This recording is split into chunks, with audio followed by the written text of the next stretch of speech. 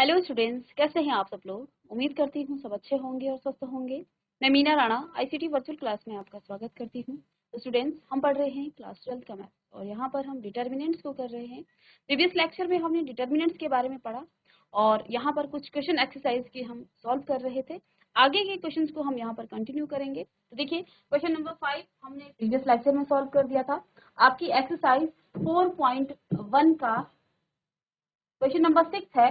Fifth वाला question एक and मैंने क्या कराया था, उसके बाद कुछ क्वेश्चन आपको प्रैक्टिस के लिए दिया था, वो आपने किया होगा। तो देखिए, यहाँ पर आपके पास क्वेश्चन नंबर 6 है।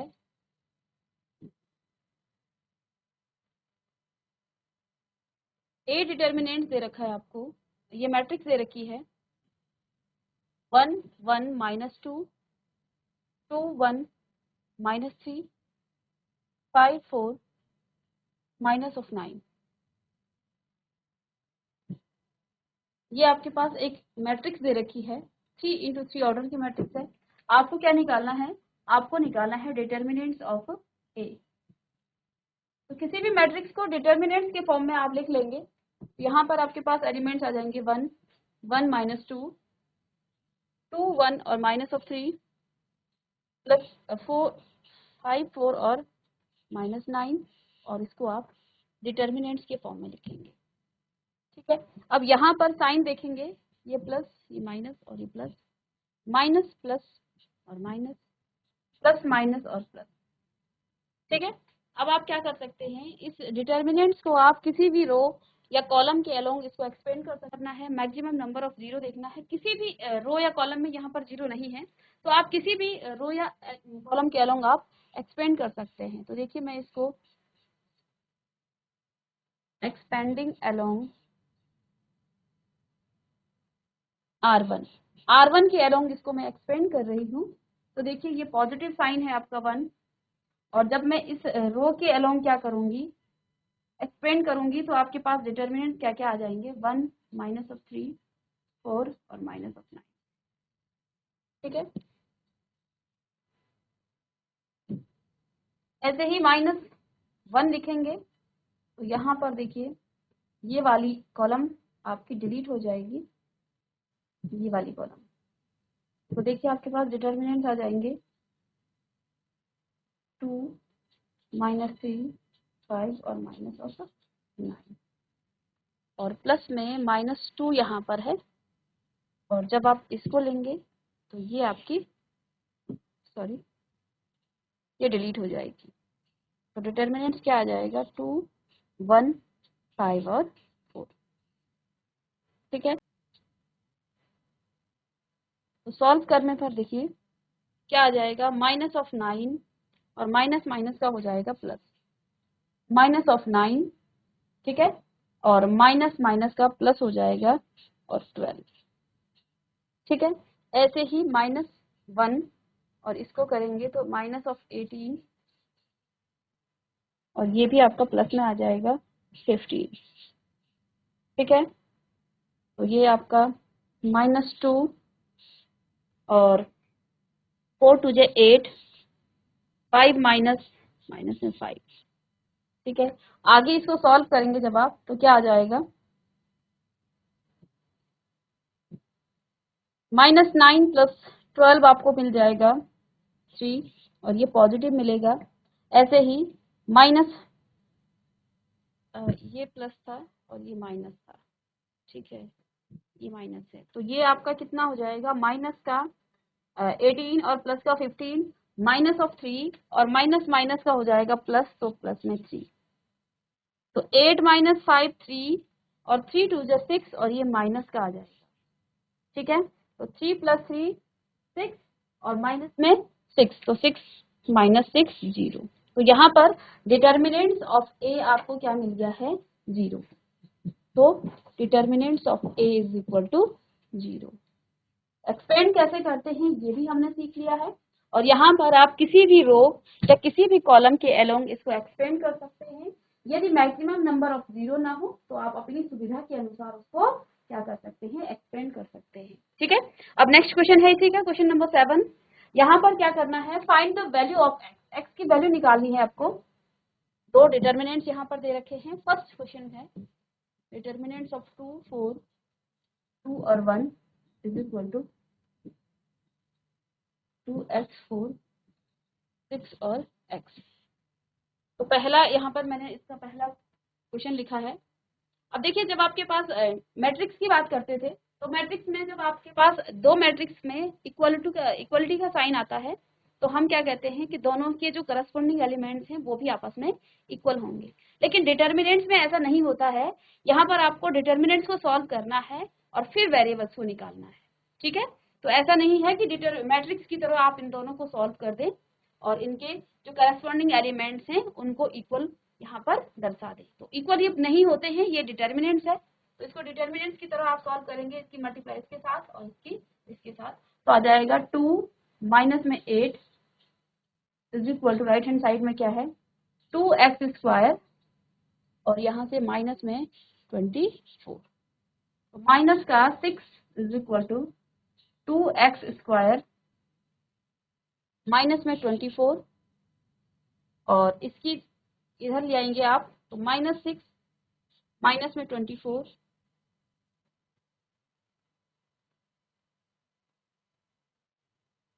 ठीक है, और राइट हैंड साइड में आपके पास 2x स्क्वायर। तो ये माइनस, ये प्लस का माइनस का था, यहाँ आके प्लस हो जाएगा। और यहाँ से देखिए 18 is equal to 2x square और x square is equal to 18/2 that means 9 और x बराबर क्या आ जाएगा 3।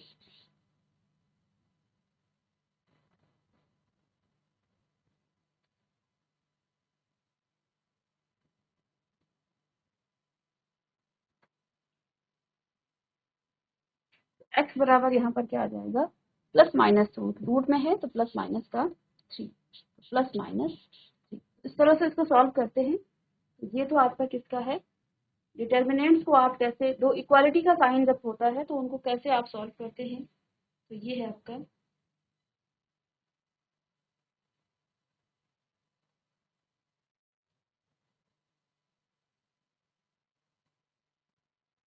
ऐसे ही इसका जो सेकंड पार्ट है इसको भी सॉल्व कर लेंगे आप।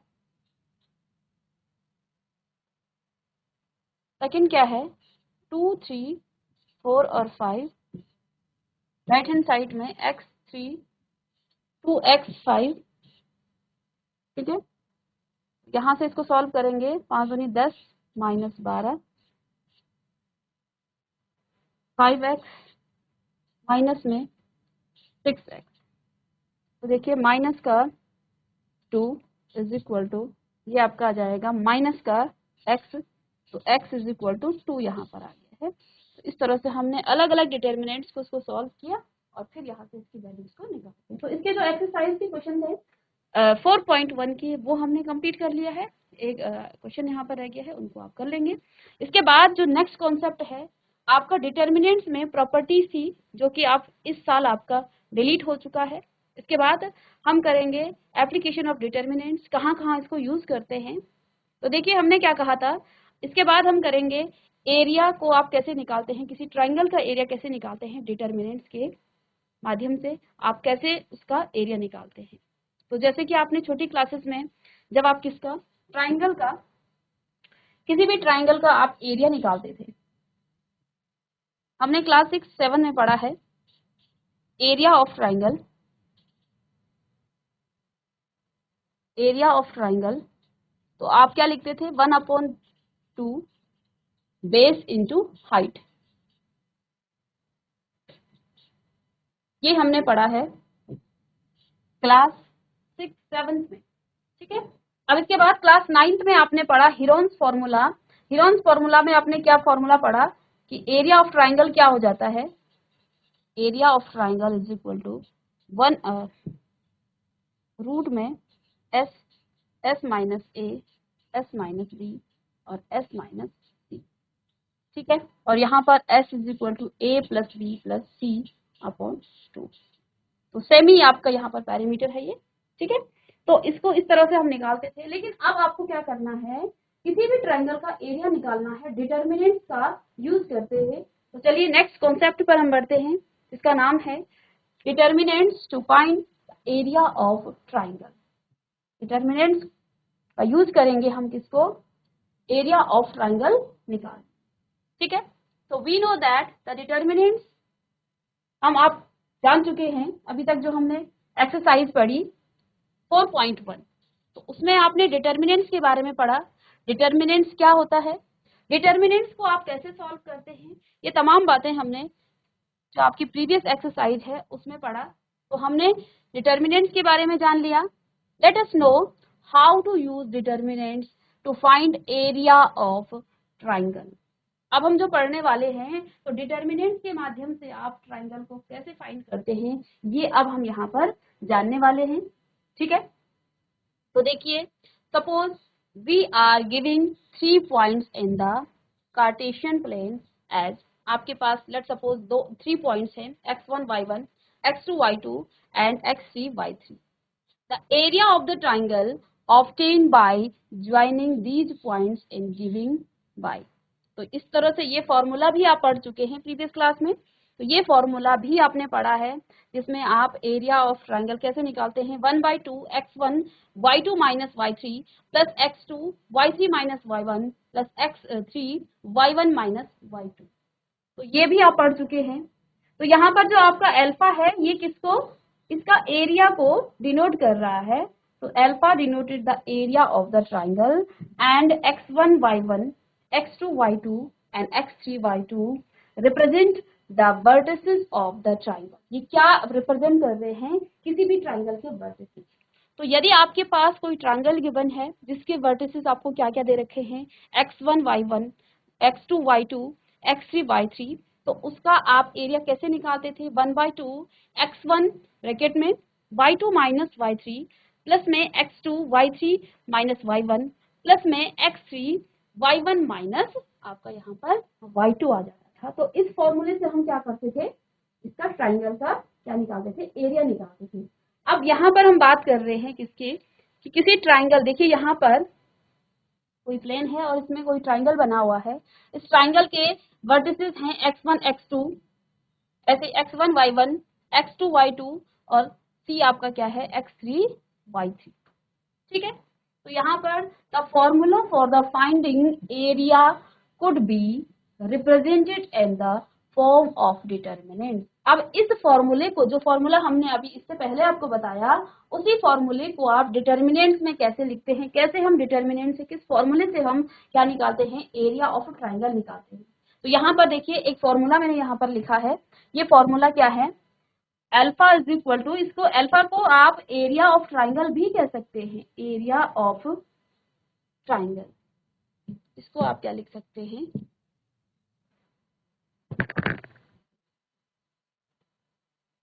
Area of triangle. तो 1/2 x1 y1 1 and x2 y2 1 and x3 y3 1। तो इस तरह से इस किसी भी ट्राइंगल का डिटर्मिनेंट्स के फॉर्म में आप क्या कर सकते हैं, इसका एरिया निकालते हैं। ये फॉर्मूला आप लिख लेंगे, ठीक है। इस फॉर्मूले से हमें क्या निकालना है, किसी ट्राइंगल का एरिया फाइंड करना है। As we know that the value of the determinants can either negative और पॉजिटिव। आप जानते हैं जब किसी डिटर्मिनेंट्स को आप निकालते हैं, अभी हमने डिटर्मिनेंट्स की वैल्यू पीछे निकाली जिसमें आपकी 2 × 2 ऑर्डर की डिटर्मिनेंट्स थी, 3 × 3 ऑर्डर की डिटर्मिनेंट्स थी, और यही इतना ही आपके सिलेबस में है। इसके अलावा 4 × 4 ऑर्डर की आपके पास डिटर्मिनेंट्स आपके सिलेबस में नहीं है। तो हमने वहां पर जब वैल्यू निकाली थी तो वैल्यू आपकी कभी पॉजिटिव आई थी, कभी नेगेटिव आई थी, और वैसे भी हमने लिखा था जब इसका फॉर्म हमने क्या लिखा था, इसकी डेफिनेशन लिखी थी, तो हमने क्या कहा, डिटर्मिनेंट्स एक वैल्यू है जो रियल भी हो सकती है, कॉम्प्लेक्स भी हो सकती है, नेगेटिव हो सकती है और पॉजिटिव भी हो सकती है। तो हम यहाँ पर एरिया की बात कर रहे हैं, किसके, किसी ट्राइंगल के एरिया की बात कर रहे हैं। तो यहाँ पर जब आप डिटर्मिनेंट्स को सॉल्व करेंगे तो डिटर्मिनेंट्स आपका पॉजिटिव भी आ सकता है और नेगेटिव भी आ सकता है। तो क्या कहा गया है कि we know that the value of the determinants, किसी भी डिटर्मिनेंट्स की जो वैल्यू है, कैन ईदर बी नेगेटिव और पॉजिटिव। तो वो आपकी नेगेटिव भी हो सकती है और पॉजिटिव भी हो सकती है। तो उस केस में आप किसी ट्राइंगल का जो एरिया है वो कैसे निकालेंगे, एरिया क्योंकि कभी भी आपका नेगेटिव नहीं होगा, ठीक है, तो क्या कहा गया है, the value, but since we are taking about the area and its can never be taken as a negative value. तो आप कभी भी एरिया को नेगेटिव में नहीं ले सकते हैं, तो आपने क्या लेना है, therefore we taken absolute value, तो आपको एब्सोल्यूट वैल्यू ही लिखनी है of the determinant so of 10। तो यहाँ पर क्या कहा गया है, यदि नेगेटिव आपकी वैल्यू आ गई और पॉजिटिव आ गई है तो आपको हमेशा उसको क्या करना है, पॉजिटिव। यहाँ से आप इसको एक मॉडुलस भी इस तरह से कर सकते हैं कि यदि आपके पास नेगेटिव वैल्यू आती है तो उसको आप पॉजिटिव एब्सोल्यूट वैल्यू आप इसकी लेंगे। If the area of the triangle is already given, we make use to both the positive and negative number use in the determinant. यदि दोनों ही नंबर दिए हैं तो आप डिटर्मिनेंट्स में उसकी पॉजिटिव और नेगेटिव दोनों ही वैल्यू को लेंगे और फिर उसको सॉल्व करेंगे। तो यहाँ पर आपको ट्राइंगल का जो डिटर्मिनेंट से आप फॉर्मूला निकालते हैं उसका एरिया, उसका फॉर्मूला लिख लेंगे, अभी मैं दिखाऊंगी भी आपको। तो यहाँ पर क्या है, also if there if 3 points are collinear. अब कोलिनियर का मतलब क्या है, यदि आपके पास 3 पॉइंट कोलिनियर है। अब कोलिनियर देखिए,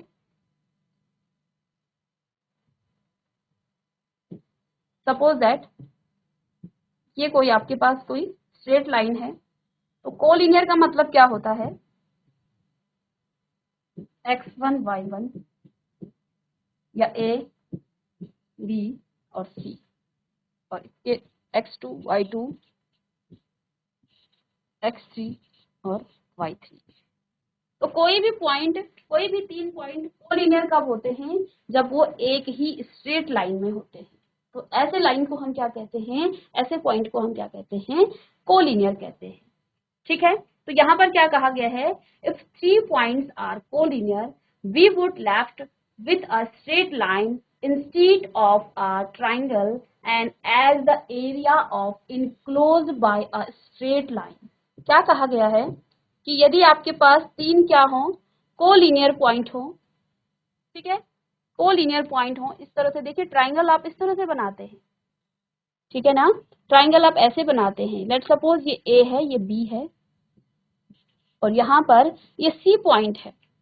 अब कोलिनियर का मतलब क्या है, यदि ये पॉइंट यहाँ से आकर के यहीं पर आ जाए, तो ये जो आपके पास अभी तक ट्राइंगल बन रहा था, जो अभी तक आपके पास क्या बन रहा था, ट्राइंगल बन रहा था, अब वो ट्राइंगल पिचअप करके इस तरह से एक स्ट्रेट लाइन के फॉर्म में आ जाएगा। यही बात यहाँ पर कहा जा रहा है कि the area enclose by a straight line is 0, और इसका जो एरिया होगा, देखिए ट्राइंगल बन ही नहीं रहा है। कोलिनियर का मतलब क्या होता है, एक ही लाइन पर जब 3 पॉइंट होते हैं तो इसको आप कोलिनियर कहते हैं। तो ट्राइंगल कैसे बन जाएगा, ट्राइंगल के लिए कभी भी जब कोलिनियर पॉइंट पर आपका ट्राइंगल नहीं बनता है, ठीक है, तो we would be left to be the straight line instead of a triangle, and as the area enclosed by a straight line is 0, hence the value of the determinant will also the 0। यानी कि यदि मैंने यहाँ पर एक triangle बनाया और इस पॉइंट को मैं यहाँ से उठा करके इधर ले आऊं, तो ये जो पॉइंट होगा वो इस तरह से आ जाएगा और आपका जो ट्राइंगल है वो इस तरह से पिचअप करके एक स्ट्रेट लाइन फॉर्म करेगा। क्योंकि इसने एक स्ट्रेट लाइन फॉर्म किया है, ट्राइंगल का कोई एरिया ही आपको दिख नहीं रहा है, स्ट्रेट लाइन है, तो आपको कोई भी यहाँ पर एरिया नहीं दिख रहा है, स्ट्रेट लाइन बना रहा है, दैट मीन्स कि उसका जो एरिया है वो अब 0 हो जाएगा। क्योंकि ट्राइंगल का एरिया कहाँ पर, कोलिनियर पॉइंट पर क्या हो रहा है, 0 हो रहा है, तो यहाँ पर डिटर्मिनेंट भी आपका क्या हो जाएगा, 0 हो जाएगा। यही बात यहाँ पर कही जा रही है कि जब आपके पास क्या होते हैं, कोलिनियर पॉइंट होते हैं, तो डिटर्मिनेंट्स की वैल्यू भी आपकी 0 होती है, क्योंकि कोलिनियर पॉइंट पर आपका कोई भी ट्राइंगल फॉर्म नहीं होता है। ठीक है, तो ये इतनी सी बात हमने यहाँ पर समझ ली है। किस फॉर्मूले से हम यहाँ पर इसको निकालते हैं, तो देखिए इसको मैं लिख लेती हूँ।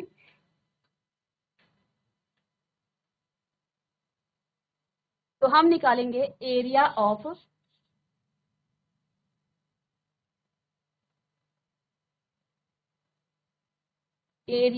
ट्राइंगल। ठीक है, तो आपके पास सपोज दैट 3 पॉइंट क्या क्या है इसी ट्राइंगल के,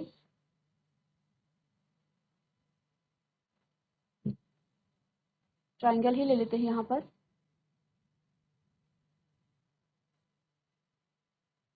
तो ये आपका ए बी और सी, इसके पॉइंट हैं 1 x1 और y1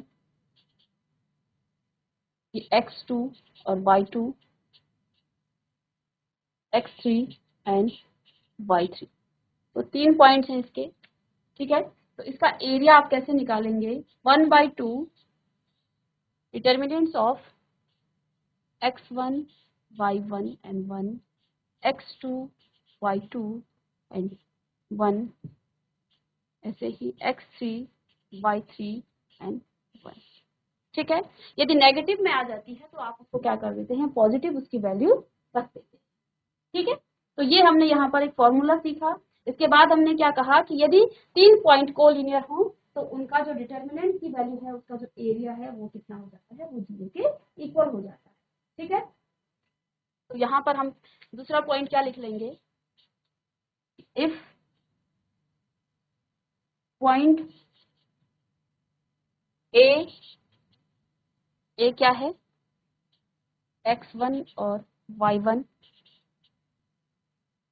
b यानी कि x2 और y2 and c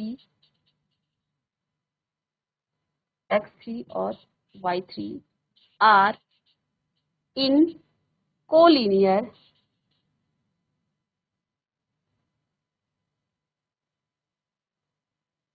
point, then the determinants of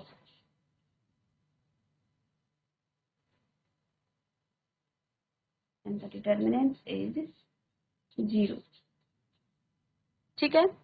यदि आपका जो ए, बी और सी पॉइंट है वो कोलिनियर पॉइंट्स हैं तो आपका जो डिटर्मिनेंट होगा वो आपका 0 के इक्वल आ जाएगा। ये बात हमने यहाँ पर सीख ली। अब यहाँ पर एक एग्जांपल को यहाँ पर सॉल्व करेंगे।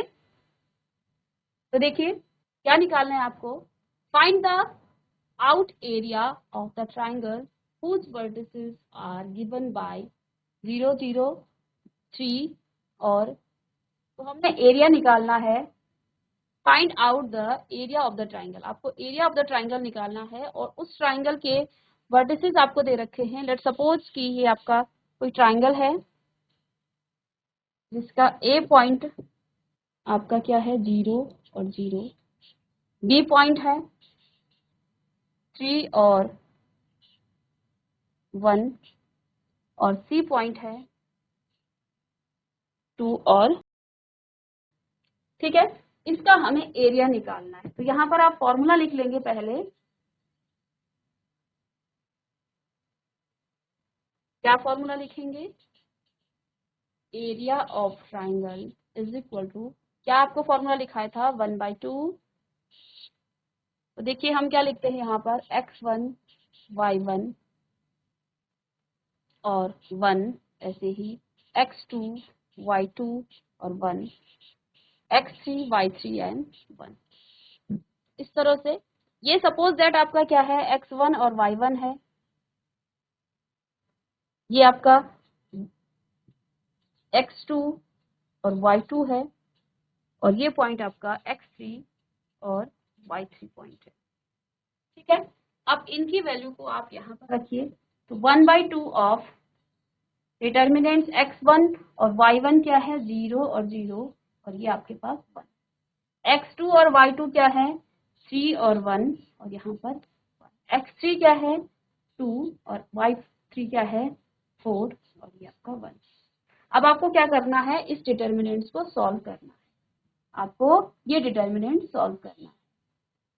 तो चलिए 1/2 तो आपका बाहर से रहेगा, ठीक है। अब आप क्या कर सकते हैं, किसी भी रो या कॉलम के अलोंग प्लस माइनस प्लस, ऐसे ही इसी के करती हूँ। यहाँ पर 2 0 हैं तो हम क्या करेंगे, इसके अलोंग ही इसको एक्सपेंड करेंगे। लिख लेती हूँ यहाँ पर क्या, एक्सपेंडिंग अलोंग R1। और वैसे भी देखिए R1 में 2 0 हैं, ठीक है। तो मैक्सिमम नंबर ऑफ 0 वाले रो या कॉलम को ही हम क्या करते हैं, एक्सपेंड करते हैं। तो 0 को जब आप एक्सपेंड करेंगे, वैसे तो यहाँ 0 को एक्सपेंड करने की जरूरत नहीं है, मैं सीधे इसको कर लेती हूँ क्योंकि इसको एक्सपेंड करेंगे 0 से मल्टीप्लाई होगी तो 0 ही आपका आने वाला है। तो इसको एक्सपेंड करने से कोई फायदा नहीं है, डायरेक्ट हम इसको कर लेंगे एक्सपेंड, ठीक है। तो प्लस का 1 है और जब आप 1 करेंगे तो ये डिलीट हो जाएंगे, तो 3 1 2 और 4, ठीक है। और चलिए 1/2,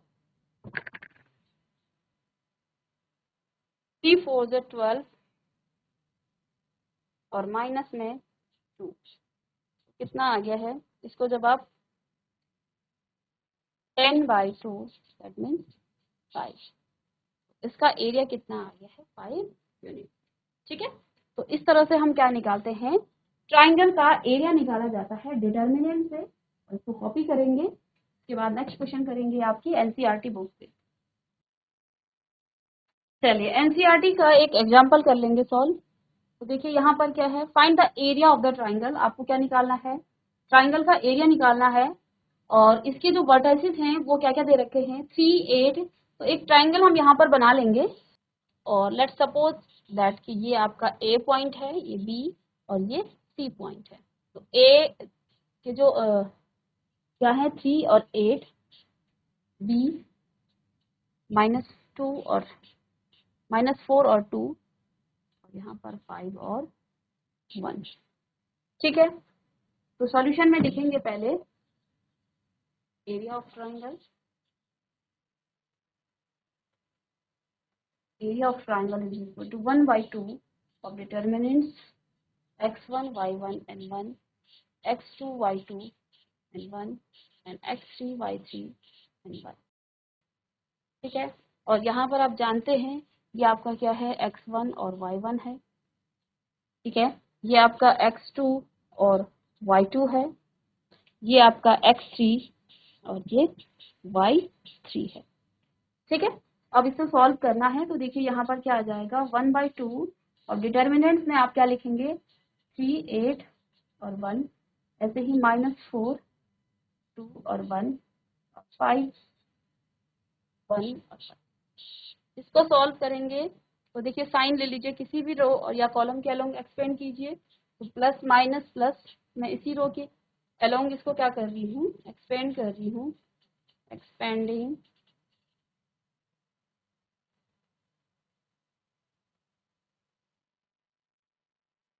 तो देखिए 1/2 तो आपका बाहर रहेगा।